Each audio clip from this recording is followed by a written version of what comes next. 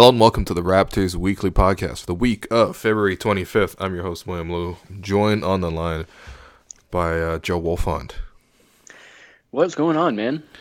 It's upsetting that I can't plug. Actually, I can still plug Pound the Rock. Listen to Pound the Rock. I'm not on there anymore, but you just guys. Is that out in the open, or we? No, not yet. I'm just confusingly back on Raptors Public for like 2 weeks. It's been nice actually. I've really missed writing on the site. Yeah, I bet. I mean, well, we have missed you on Pound the Rock. We've only done one episode since you bowed out. But I mean, you replaced me with David Griffin, former Cavaliers GM, which you could hear on the actually, where is it on? Stitcher, iTunes, SoundCloud, Spotify. Yeah, Spotify now. Yeah, Spotify. Yeah, wow, that's a big move. Yeah. But yeah, listen to Pound the Rock. We're here to talk Raptors, though. We're here to talk Raptors, who they were doing pretty well. They got a couple of new players, and then they had this like dispiriting loss to the Magic, where it's sort of one of those days, but also it was kind of frustrating just because of the circumstances around it.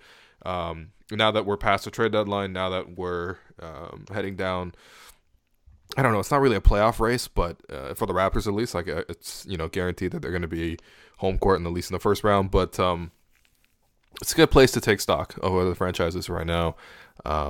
So where do you want to start? Which player do you want to start with? I mean, we should probably start with Kawhi, right? Who? I haven't seen him on the court in a while now. Look, I'm not gonna harp on the load management thing and like whether it's just precautionary or whether there's like an actual injury that they're not disclosing. I just don't know, so there's not really a point of speculating about it, I don't think. But just judging by what I can see and like what I have seen over the last few weeks, like he has not entirely looked right to me. And the whole thing has just looked a little bit weird. Like even in the games they were winning, they had that 7-game winning streak, which was like among the most uninspiring 7-game winning streaks that I could imagine. Yeah. Like 2 points over Brooklyn. That was a fun game, but I mean, still only 2 points. 5 points against New York. That was a bad game. The Raptors didn't play well in that one. Spurs, they were a little bit lucky to beat the Spurs there. Even Washington was a little dicey. Yeah, like they haven't really had a convincing win in that stretch. I mean, they dusted the Clippers, I guess. And the 76ers. They handled the Sixers. And they had that win over the Sixers, that's right. Yeah. So, yeah, they had a couple good wins there, but I continue to feel like they don't really ever put together complete performances. The defense remains kind of disappointing to me. Mm-hmm. And there's just like a vibe about the team that it's not like, I don't get a feeling of cohesion, of like joyfulness from the way that they play. Like it's a little ragged. And a lot of times, they kind of get by on talent, but yeah, they win a lot of wins. But I feel like rare is the game where it just feels like everything is clicking. And the games that I've felt that way are usually the games where Kawhi is not playing. And there's like just like a little bit more zip, and everybody I feel like plays a little bit looser. And like I don't want to put that on Kawhi, but it seems like there's definitely a attitudinal shift I feel like that goes on when he is not out there, and I don't know how to reconcile that with the fact that he is obviously the team's best player and like they very much need him to go where they're trying to go. But it just worries me that 60 plus games into the season, they still haven't figured out how to do that while he is on the floor. Well, I mean, how much of his game is permissible in terms of in a team concept, right? Because we saw in San Antonio, like, he was like a 3-and-D guy for a while and a really good one, but he was like basically, Trevor Ariza with big hands. And then, he had this breakout in about 2015, 2016 where he started taking on more individual offense, and it became clear that, holy crap, this guy's really efficient and he can really create buckets. But his development into a superstar has really been that he has embraced this sort of isolation style game. And like even the Spurs, I mean, the Spurs are known for ball movement, passing the ball around, cutting, shooting, everything like that, and movement. And even in 2016 and 17, when Kawhi, I think he finished third in MVP voting, arguably had a better case than Westbrook, who actually won the thing, but whatever. And they were very successful, like 60 plus wins. But Kawhi was mostly playing isolation during that season, and it's sort of the same style he's played now. So how much of it is just about Kawhi's game struggling to fit within the confines of like a team system? I think that is part of it, but I think it's also just like the way that the players around him react to his being there. Mm-hmm. It's almost like it's kind of chicken and egg. Do you know what I mean? Like they defer to him, and I think sometimes are overly deferential to him. And he responds by sort of taking on the load that they seem to expect him to take on when he's on the floor. So it's kind of a two-way street in that regard. I mean, the player that I notice it about most is Lowry. Yeah, like, definitely.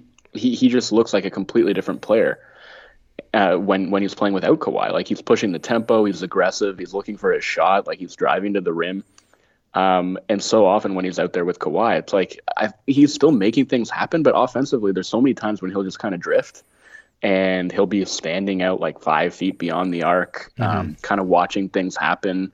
And every so often he'll kind of like cut through the paint and like go set an off-ball screen, but it's like so often it's just like superfluous anyway. Like it's just like not even really a decoy.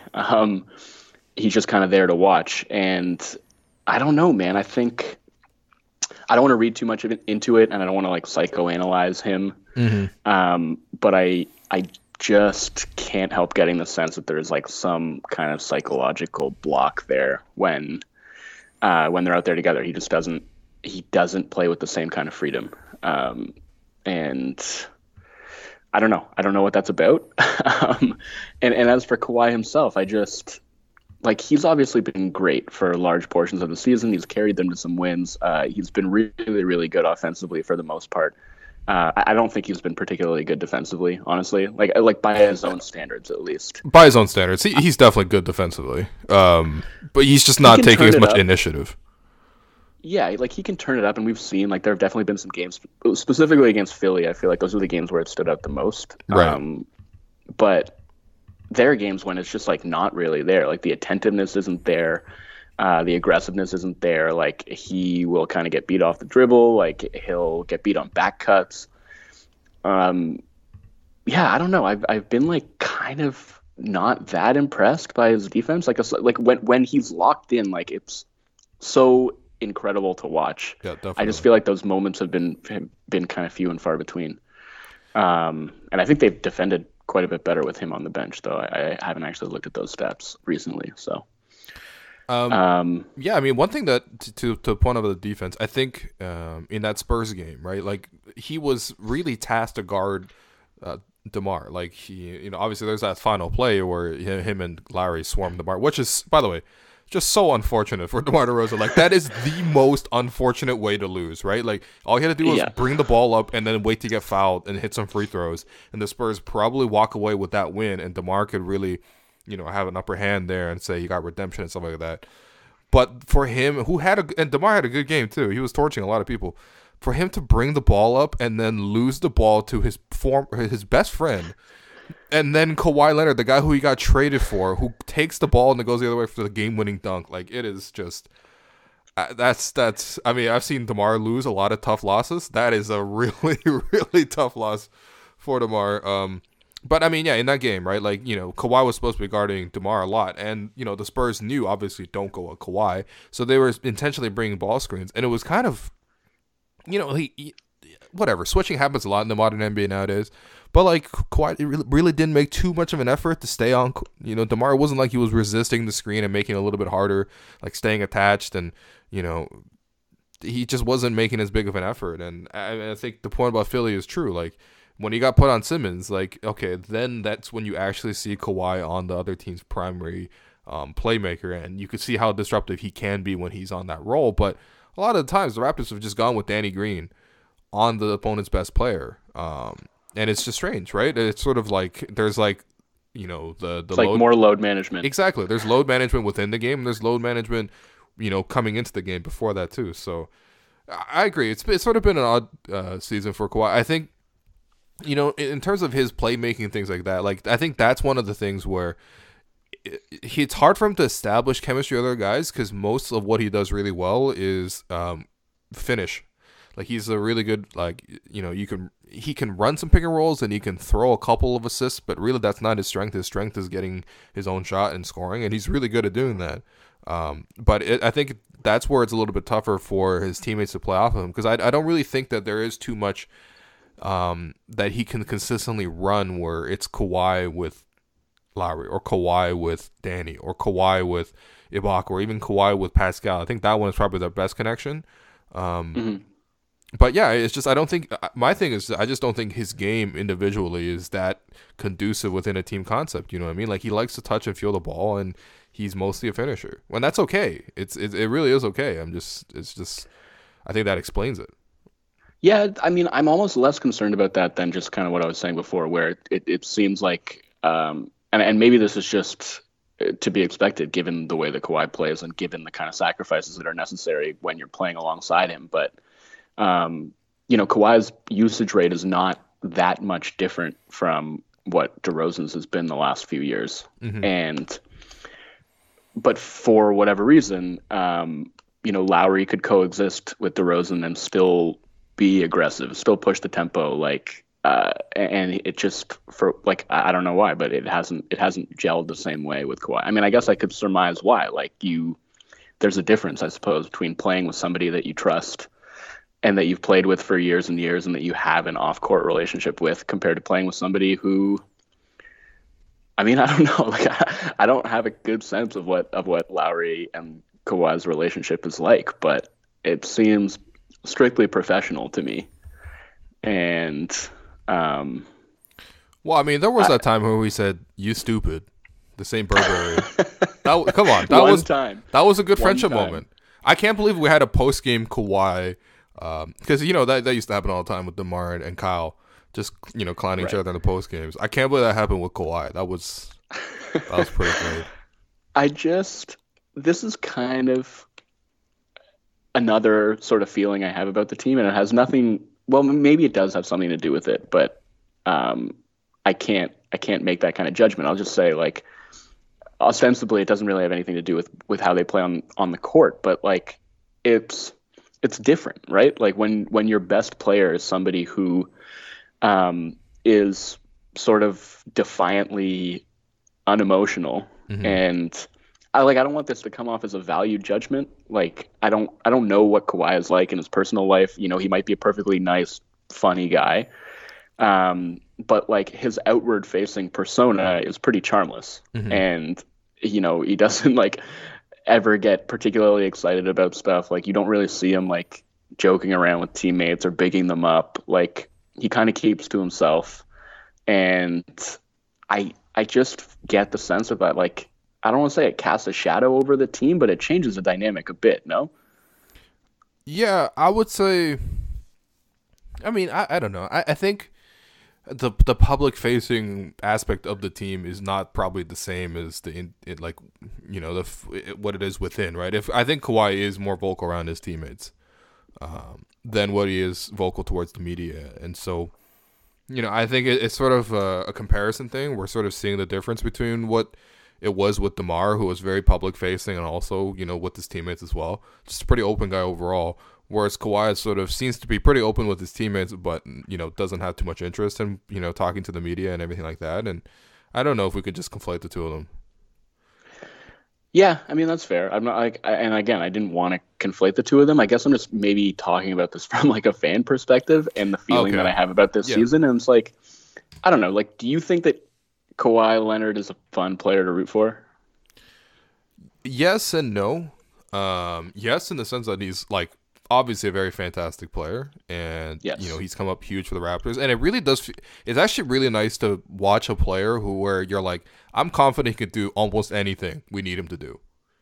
You know what I mean? There is nothing that it's oh crap, this matchup is so outrageous that you can't expect Kawhi to do anything about it. Like there was a lot of times where DeMar got overpowered, whatever. It's like the opponent was too great, right? Whereas now you're like, you got Kawhi, and you're like, if he plays to his full energy and potential, like we have the best player on the floor. So that's a great feeling.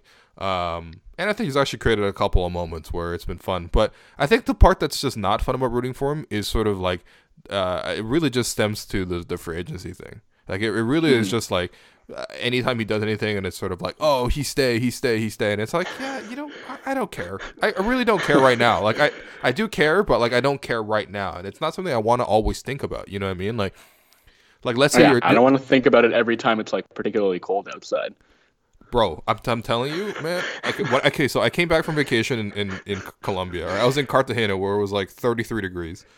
And I came home, and the morning after I went to get my mail, and I stepped out, and there was like a patch of black ice, and I slipped, and like I fell right on my ass. And the first thing I thought about was, I hope this never have happened to Kawhi Leonard ever this year. I hope Bobby Webster is salting his pavement every morning. Yeah. Dude, seriously. No, but seriously, it's like the nagging worry. But I mean, like, that's not on him necessarily. You know what I mean? That's just the circumstance, and it's sort of something where you can step back and say it's okay. Right. But yeah, I mean, it to ignore that is kind of dishonest. Like, yeah, the fact that even the load management thing, that doesn't really bother me as much. I kind of just accept that he has like a pitch limit type of management, and it was strange to see in basketball, but. If you do believe that he has that injury, which I really do believe that he has that injury, the quad one, then, that's apparently part of it. It really have to manage the load.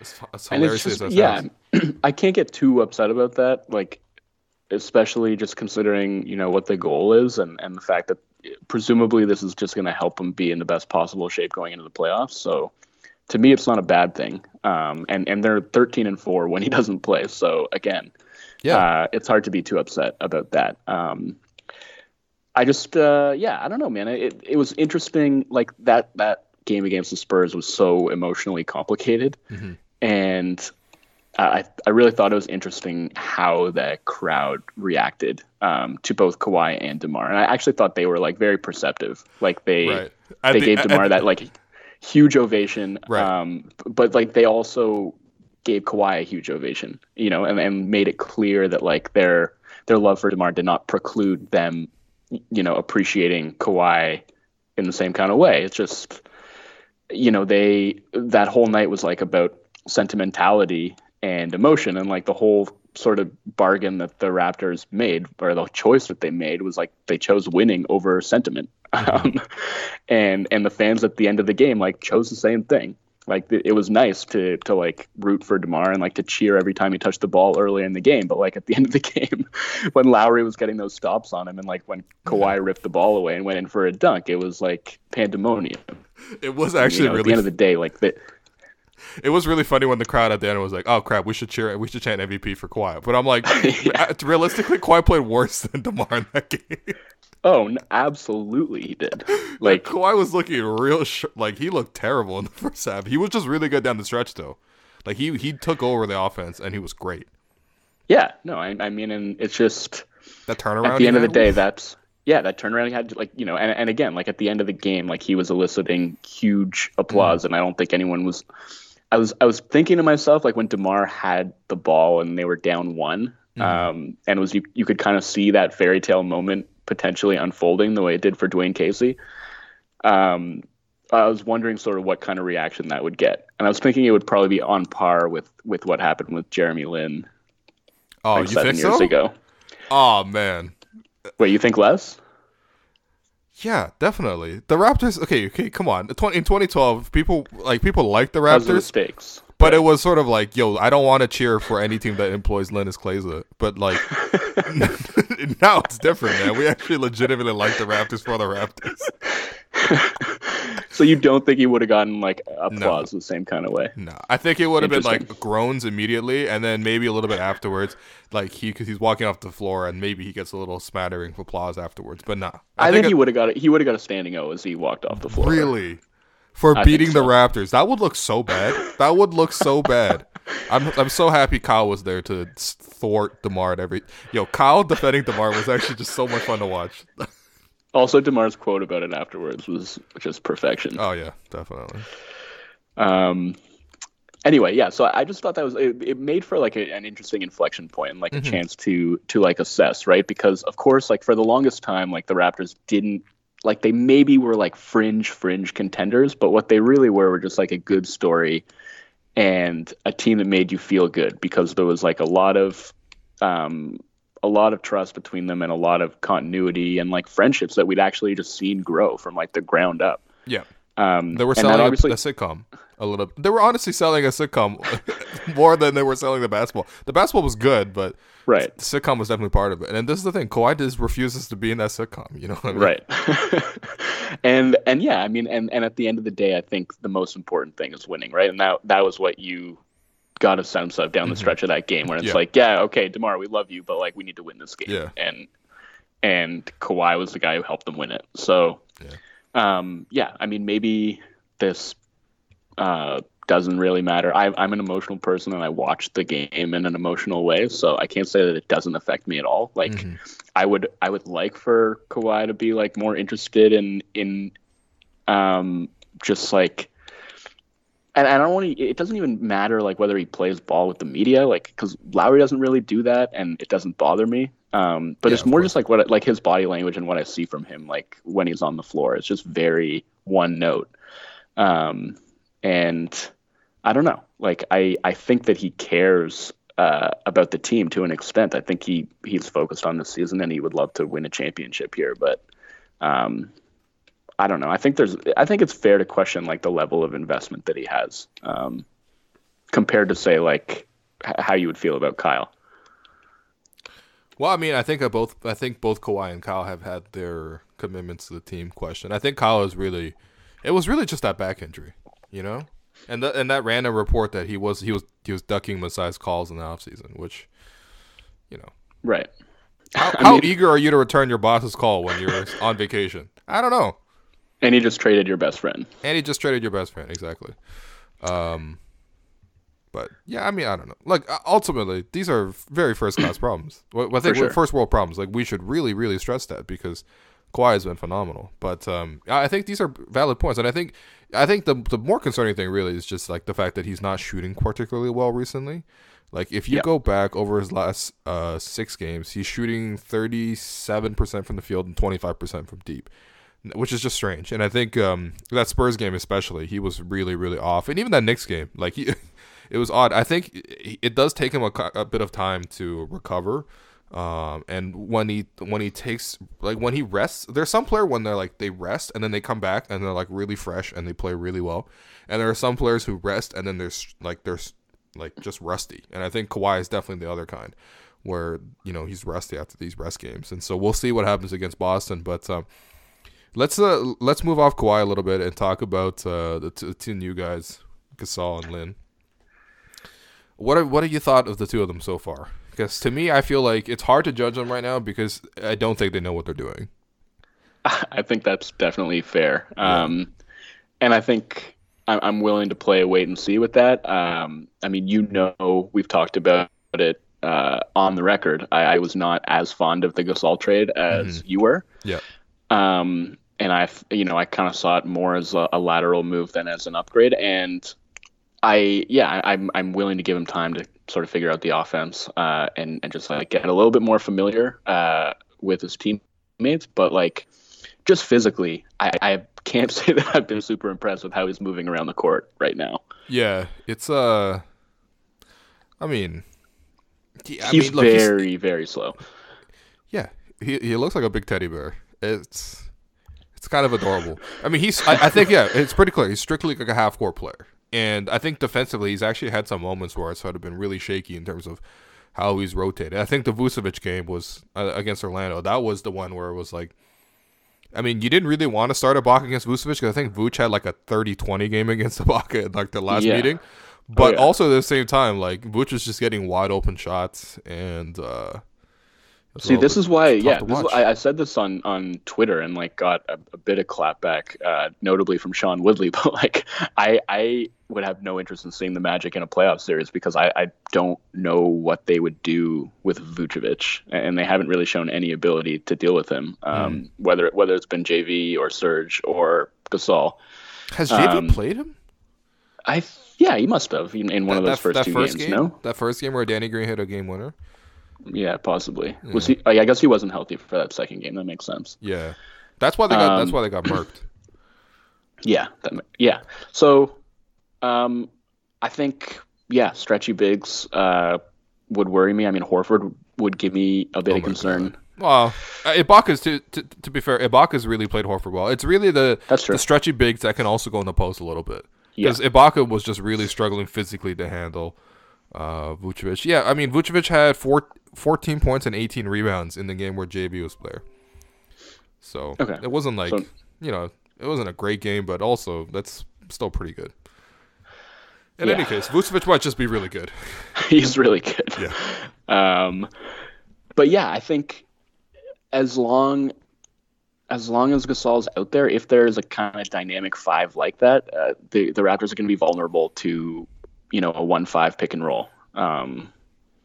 And yeah, I don't know. I mean, I do like you've seen all the IQ stuff that was so highly touted about Gasol. He's put that on display. His passing, his defensive positioning, and just his ability to kind of go vertical and just overwhelm people with size, as long as he's close enough to the rim. But like defending in space, it's been a bit of an adventure. And there was one play stuck out to me in that game against the Magic when like Lowry was trying to save a ball from going out of bounds. He kind of dove to save it, and it sort of bounced like 2 feet from where Gasol was standing, and instead of taking literally like one step to corral that ball, he just sort of lunged lazily for it and watched it roll out of bounds.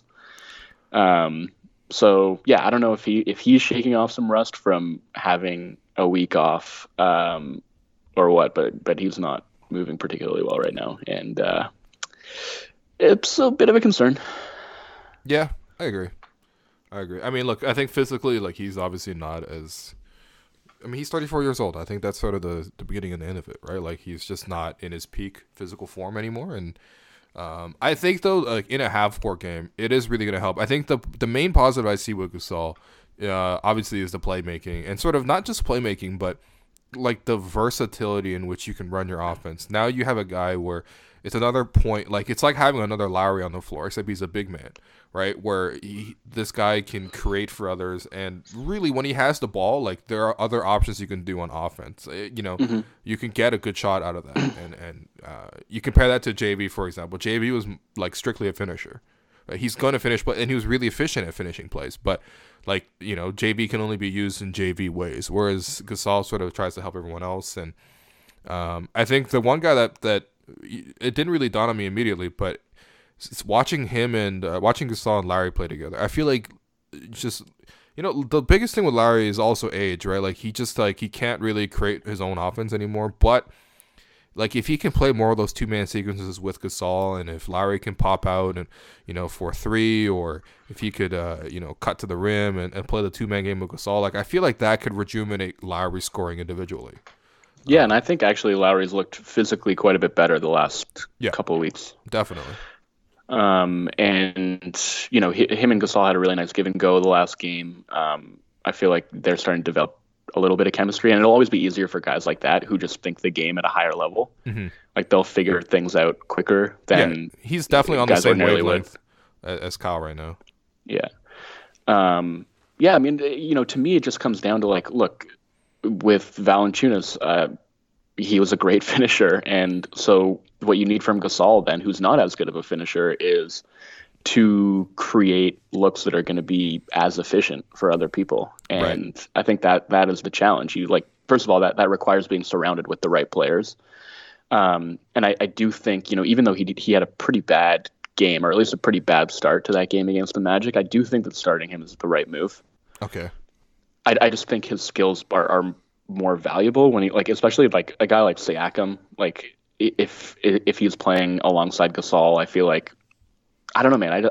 To a certain extent, I think Gasol's skills almost go to waste when he's playing with the bench units that just like can't really make use of his playmaking abilities. Yeah. I would say like the one like I guess to play devil's advocate, like if you start Gasol, I feel like he doesn't really fit with the pace of the first unit. You know what I mean? Ibaka's pretty fast going up and down the floor. And I think you would lose a bit of that. And I also feel like Ibaka these days is actually rebounding a lot better than Gasol is. And so I would actually need to see Gasol rebound a little bit better because we know Siakam can rebound, but better, you know, he's better off leaking out and finishing in transition and stuff. So I don't know, man. I don't know. I can see arguments, you know, for both sides. I think ultimately, though, the Raptors should continue to play matchups. I know they need to establish chemistry, things like that, but, like, yeah, they'll figure it out. Like, if they both have 10 games to basically try to establish chemistry and they split the starts, like, you know, that's enough time, at least for me. And I don't think you necessarily need to go with a set sort of approach, right? Like, I think what worked really well earlier in the season was sort of, you know, JB would play against the big guys, just like Gasol should play against the big guys now, and then, you know, Ibaka will play against the spacier guys, right? And why does that have to change? Yeah, no, I mean,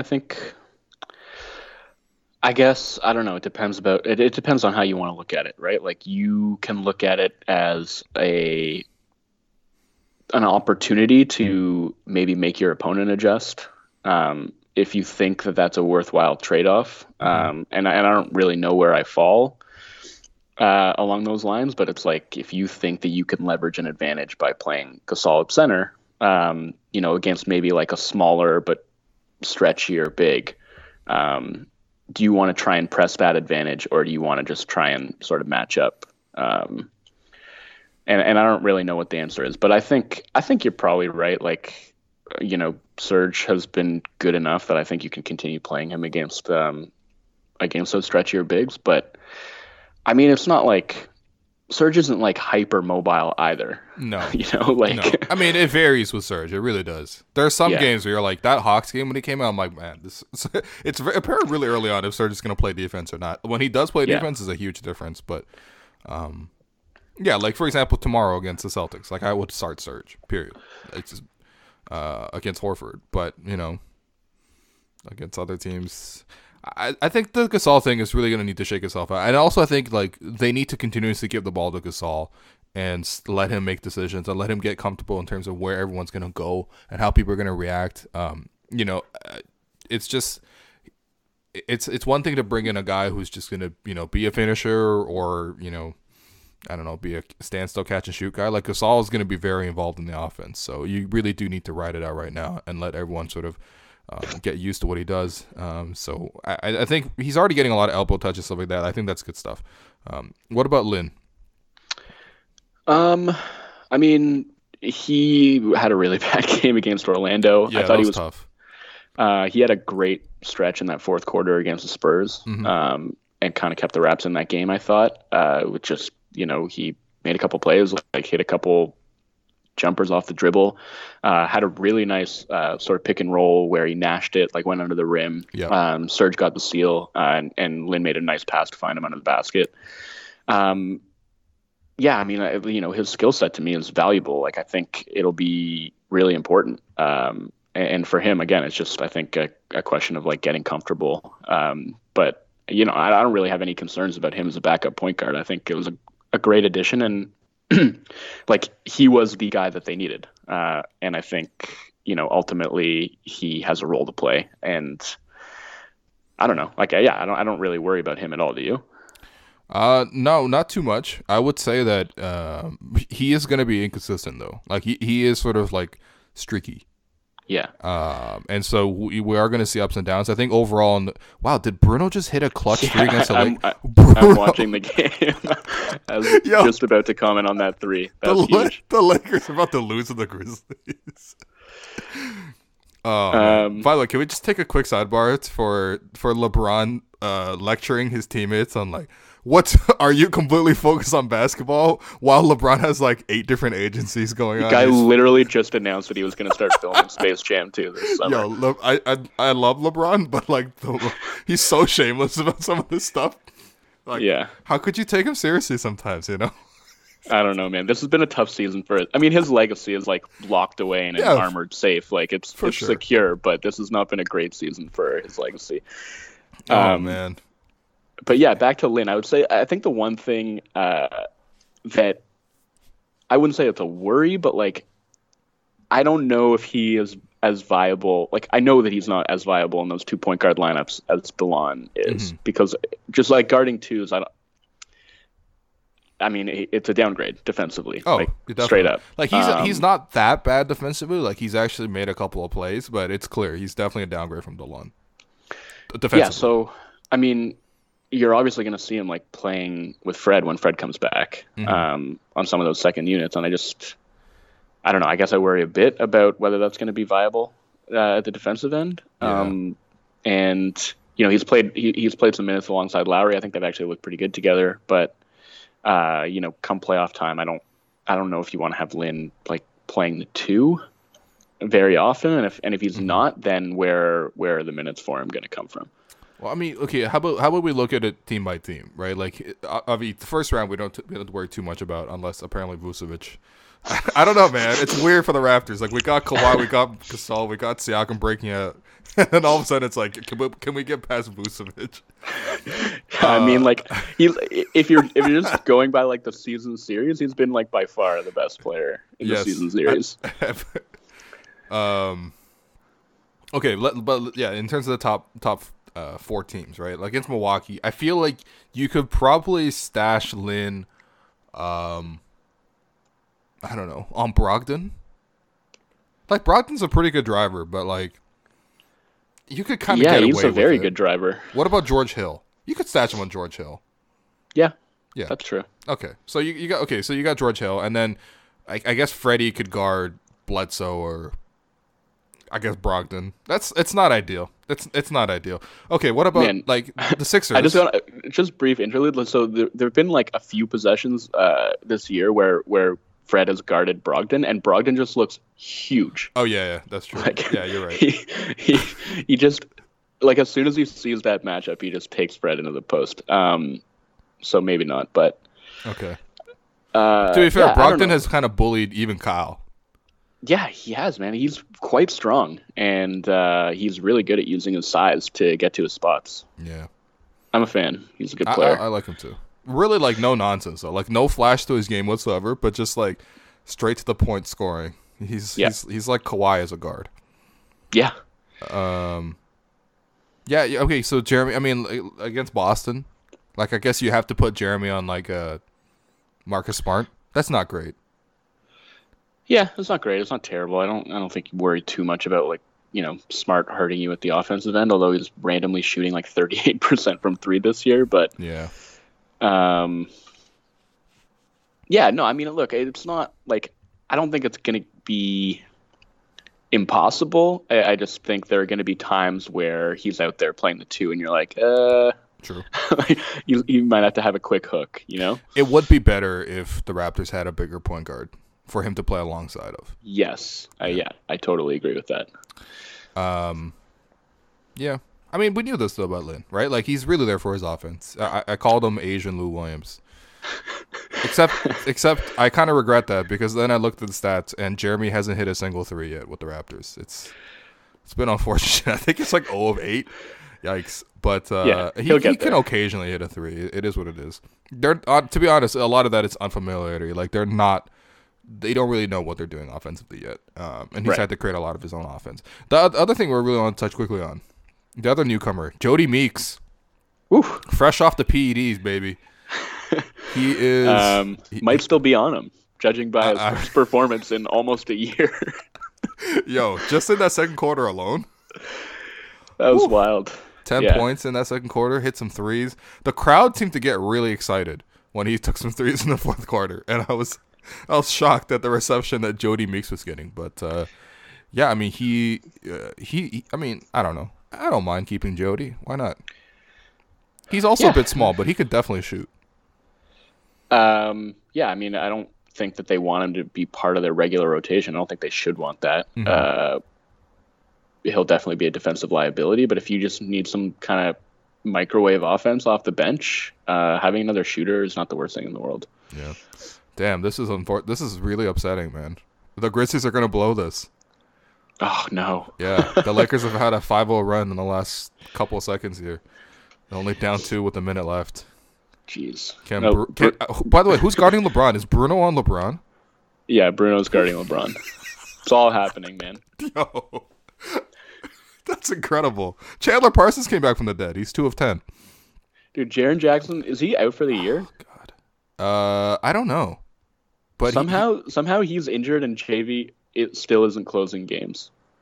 So who's closing games? Joakim Noah? Yeah. What? Oh, okay, by the way, Joakim Noah's actually had a nice comeback. Low key. He has. Low key. He would make it into court vision, but alas. Wow. Chandler Parsons, though, that guy stole so much money. Yeah, good on him, I suppose. I can't believe there were at one point 2 teams eager to sign him to the maximum contract. And it was Portland who got snubbed, just like in the Hedo Turkoglu situation. Except, just like the Hedo Turkoglu situation, it was a bullet dodged. Yeah. Evan Turner was much better. And that's not saying a lot, but that is saying a lot in the case of Chandler Parsons. They got bailed out on that Enes Kanter offer sheet, too. Yeah, and then they got him for like the minimum.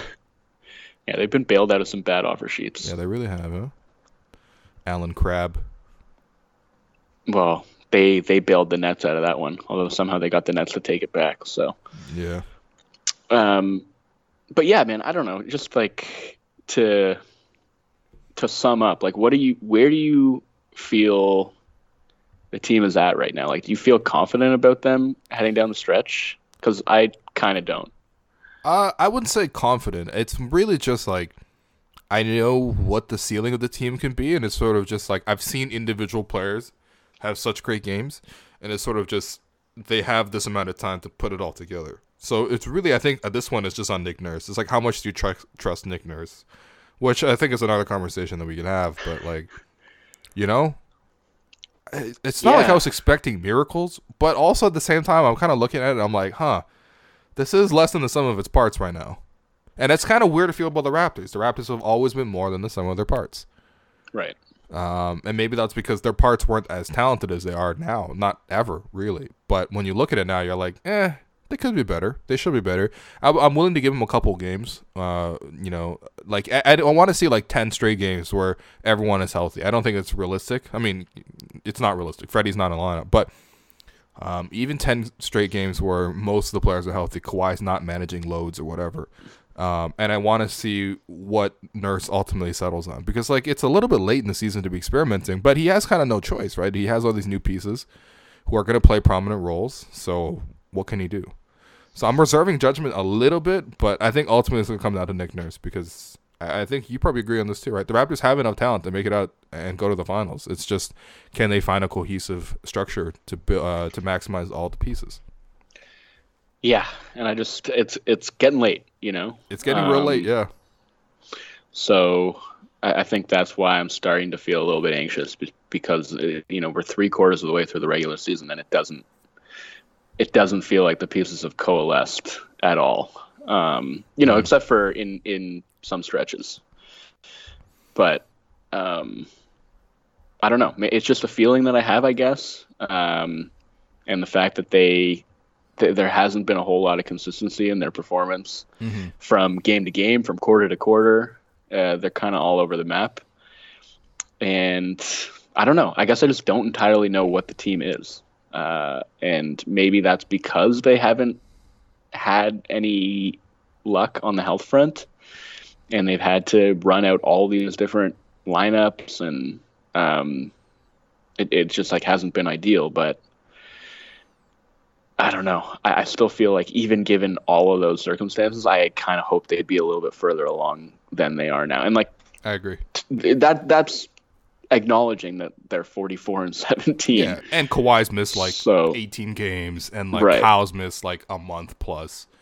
And then they made these trades. Like, it's a lot. It is a lot for a coach to handle. It really is. But I ultimately think that, like, it's you got to deal with the situation in front of you. And Nick Nurse has a pretty tough hand to be managing. But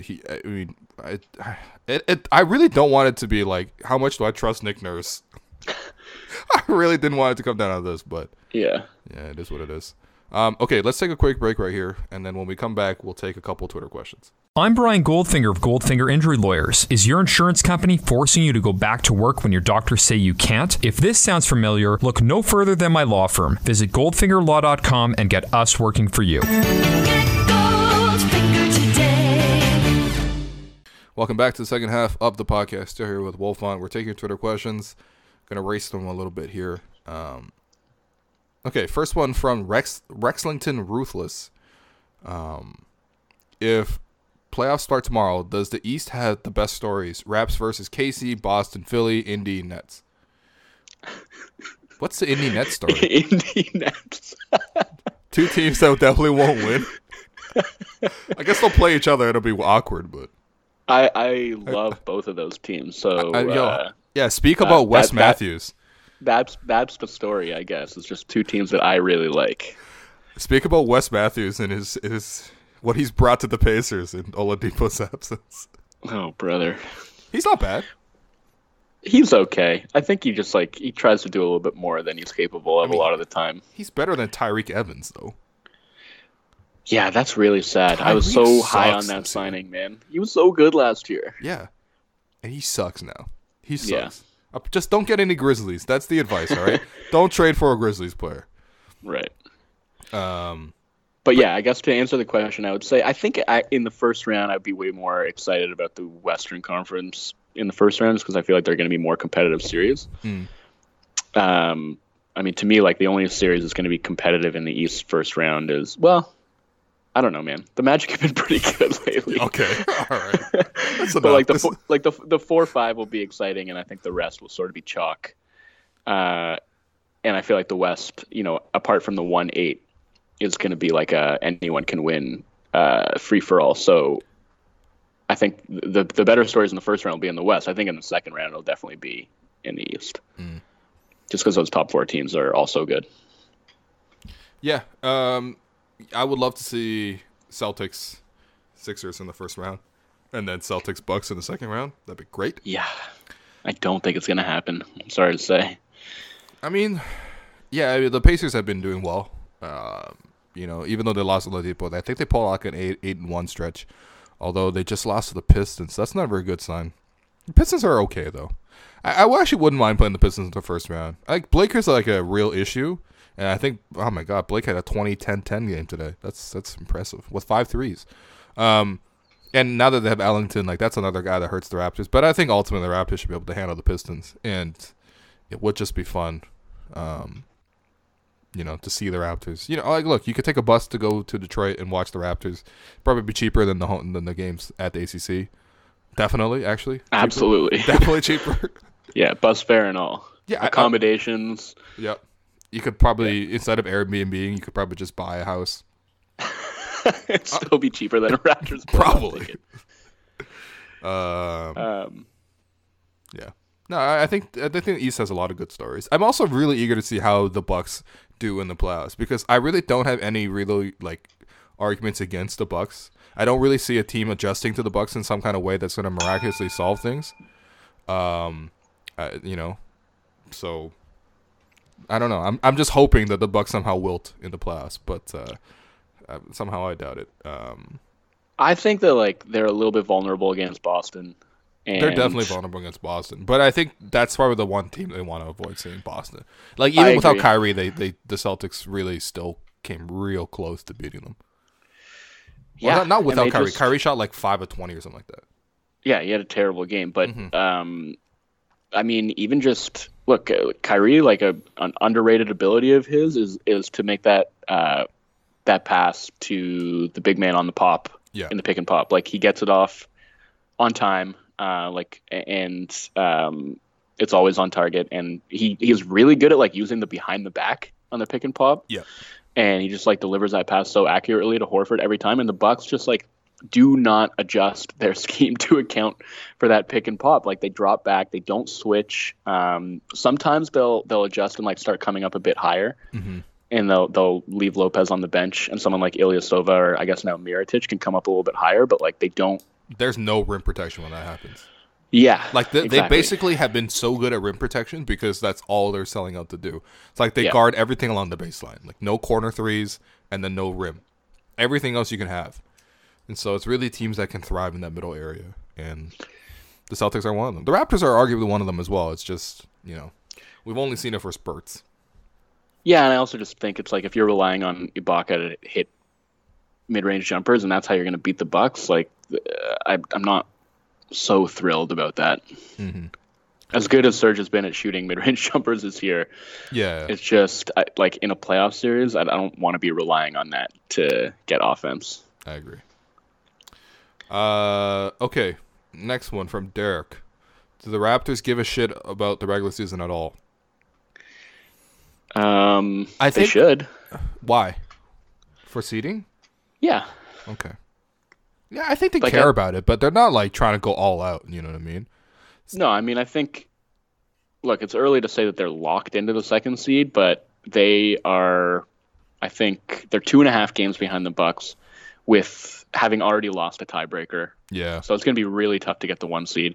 And they're 4 games ahead of the Pacers, 5 ahead of the Sixers, and 6.5 games ahead of the Celtics. So like they're pretty close to being locked into the 2 seed at this point. Right. I think they probably just give a shit about the regular season to the extent that it's going to help them get prepared for the playoffs. And, all the stuff we were talking about them not seeming particularly prepared for the playoffs right now is a good reason for them to care about the last 21 games. Okay, that's a good way to put it. They care about the regular season in so much as how it prepares them for the playoffs. Yeah, I think so. And I think, that's why the games that they have, like they have a soft schedule down the stretch. So the games that they are going to play against, teams that actually matter. And I actually think that this game coming up against the Celtics is the last game that they're going to play against any of those other top 4 teams in the East. So, so that's kind of an important one, just as far as, it's their last chance to show out against one of those teams and maybe figure something out. The Celtics have, I wouldn't say that they've had their number necessarily, but they've won the last 2 games and they have. Kyrie has destroyed the Raptors. Yeah. Destroyed them this year. So that is a concern, right? Their best player has really gone off. And Kawhi's had good games against the Celtics, but, they're just... And Horford's a matchup problem for them, as he is for almost any team. Yeah, he is. I really find Horford annoying. I think it's still that TJ Ford stuff. Yeah. I'm not forgiving him for that, man. He snapped TJ Ford like a Lego figure. That was hard to watch. I really liked TJ Ford at that time. Yeah, he was great. I mean, was he great? I don't know. He was fast. He was really fast. You're right. He was Speedy Clarkson. Okay, what else here? We already talked a couple of these things. So, okay, what about this one from Bruno P. Jones? Which of our 8 or 9 players are go-to for the playoffs if they started today? So I guess what's our playoff rotation? So I think the standard starting 5. Yep. Plus whichever Gasol or Ibaka is out of the starting 5. Right. So that's 6. Fred. Yep. 7. OG. Yep. Although I can kind of see, like, if he's not playing well, like I could totally see him just getting DNP'd. Really? Like I think they're. So who replaces him though? Because you don't have that many like power forwards, or are you just asking Kawhi to play power forward at that point? Yeah, I think you could do that. Okay, that's not a bad option. Yeah, I mean, I was sort of hoping that they would find a power forward to sign on the buyout market. They still can. Fareed would have been nice, actually. He's playing great for Houston. He's playing freaking amazing. It's wild. He's just bringing energy, which I think if you really, really boil it down, the next couple of months are really going to come down to which players still have energy. Like, basically, since January, for the Raptors, sort of like, all right, if they have a sluggish game, which is like every other game, it's sort of like, what does Pascal have? And usually Pascal is so gung-ho. He's going to give you like 20 points, maybe up to 40 points, apparently. and it's going to carry the Raptors. But a lot of times it's just which teams are just tired, especially veteran teams. They just get tired, and getting a guy like Fareed really helped the. Yeah, but then that advantage sort of disappears in the playoffs when everyone's playing hard. But yeah, so look, if you have OG, Norm, and Lin in the playoff rotation, then you're at 10. So, and that's not even accounting for McCaw, who is definitely this year's version of Bebe. Or Jody Meeks. Jody, baby. Take another fine, please. Risk it all to help the Raptors in the playoffs. Yeah, or Chris Boucher for that matter. Yeah, that's right. You need to have a knuckleball in your back pocket. Yeah, he shoots like our Dickey pitches, so that is true. That's good. So yeah, look, if those are your 10, then and you want to whittle it down to 9, which one of those guys do you think you're taking out of the rotation? Norm, probably maybe? Norm. Yeah, probably Norm. It depends though. Like Norm will give you a little bit more defense, but less offense than Lin, and Lin will give you more offense. So I think it just depends on the matchup. Yeah, I mean he's really he had a great stretch and he's regressed in the last few games. He's not looked very sharply good. Regressed. I think he just felt that oh crap, we got Jeremy here, we got Gasol here. No, I got to reestablish that I am bench DeRozan, and it just hasn't worked. Yeah, and I think for a while he was doing a really good job of picking his spots. I think attacking off the catch, not forcing anything. Yeah, had a good short game as well, like floaters and stuff. And now it's sort of he's kind of gone back to forcing stuff and just putting up these contested layups that don't have a prayer. When he got stuffed by Vucevic, that was so ugly. He had no chance. He had literally no chance. So yeah, maybe he's the guy that you don't see. I mean, I think all of these guys will play at some point, and not just in garbage time. They will all get burned. But I think you might just sort of see one or two of them cycle out and just not play in certain matchups. And I'm fine with that. Especially if they get another power forward. That'd be really nice. Okay. Let's take one more from Try a Little Kindness. That's really sweet. What players filled the stat sheet yet still don't impact winning the NBA? End with a general basketball question. Zach LaVine? I don't know. Yep, definitely. I feel like it's always the younger guys, but I feel like it also cuts against them because a lot of these younger guys don't quite know how to win, but it's not like they can't affect winning. You know what I mean? Yeah. DeMar was in that camp for a long time, right? I don't think he was affecting winning, but I was I know he can eventually affect winning, and then he did, and then he figured it out. Although right now the Spurs are, holy crap, they're bad, man. Well, it's just it's so much about codependency and I don't know. It's just contingent on the players that you have around you, I think, and I'm sure on the right team and the right system, Zach LaVine could be a positive contributor, but yeah, if Zach LaVine came off the bench for the Raptors, he'd be a positive contributor. However, yeah, I think so. He's the go-to guy in the Bulls, and the whole organization has no real mandate to win, and so he's not going to win games. To be honest, for a long time, I thought JV was actually one of those guys, and it really swung for me in last season. Really, I was no, JV's definitely a positive contributor. Because the numbers would always say JV was really good, but then I was I watched him closing games and I was this it's just so hard to play around him. But then he got a lot better, and you know what I mean. That's another case where it's young guys. I think for a long time in their career, it's hard for young guys to come in and make impacts to win. And eventually they sort of figure it out, and sometimes they don't. They usually kind of get weeded out, Yeah, I think so. I don't know. I mean, there will always be those guys who just get that next contract because of the numbers they put up. I mean, look at Tim Hardaway Jr., another pretty good example, I think. Yep. Devin Booker, actually, I feel like he doesn't affect winning. He's definitely a good player, but he needs a structure around him. If you put Kyle Lowry next to Devin Booker, maybe that's a good team. Yeah, but he needs a guy like Kyle Lowry who will come in and Marie Kondo your offense. That's a good way to put it. That's Kyle's main. He's Marie Kondo with back. Yeah. Ben Simmons. Wow. I think Benson is really good. He's pretty good.